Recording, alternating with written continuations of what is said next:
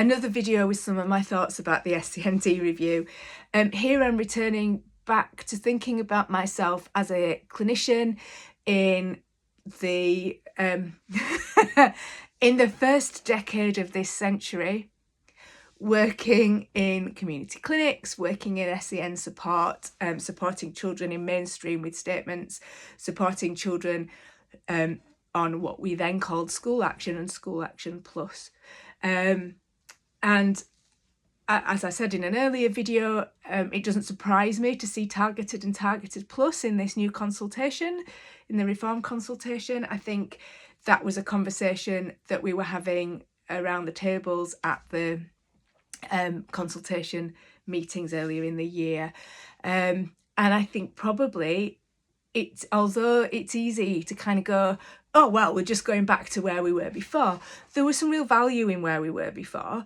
In my work in schools, and I will say the model in which I was working as a clinician, trying to work with children on School Action Plus, because really kids on School Action, they might have been on my waiting list, but as soon as they saw me, they were in School Action Plus.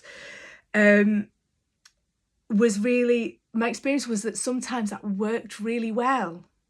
And it worked really well in the schools that were skilled, in the schools that were working well with parents who were ready to take on their responsibility and to learn and to reflect on their practice. And like I say, at that time, I was working in a service that even with children with those needs who had educational needs, we were incredibly limited. We weren't really supposed to visit them in schools. We had to get permission and make a case for whether we were going to do that, and get approval from our managers. And sometimes we got that and sometimes we did it anyway. But I think sometimes that worked really well and sometimes it didn't work well at all. Sometimes there was no relationship. And that was, again, partly because of how we were working and partly because of how the schools were prepared to access a service that wasn't really that available to them.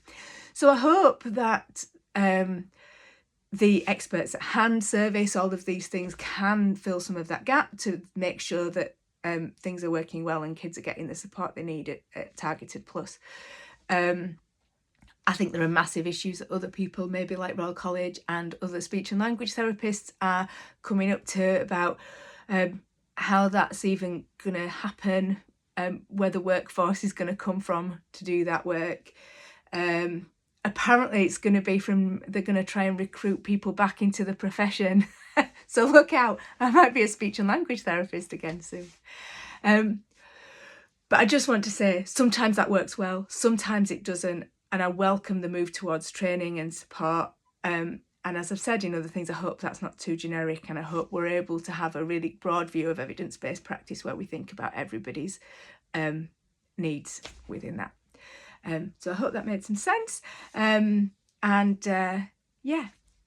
there's altogether probably nearly 15 minutes on my thoughts about the SEND review. I'm going to plonk them all on LinkedIn. Maybe somebody has a comment to say. Or wants to share it, but I just felt I needed to get some of that out there. All right, thanks a lot. Bye.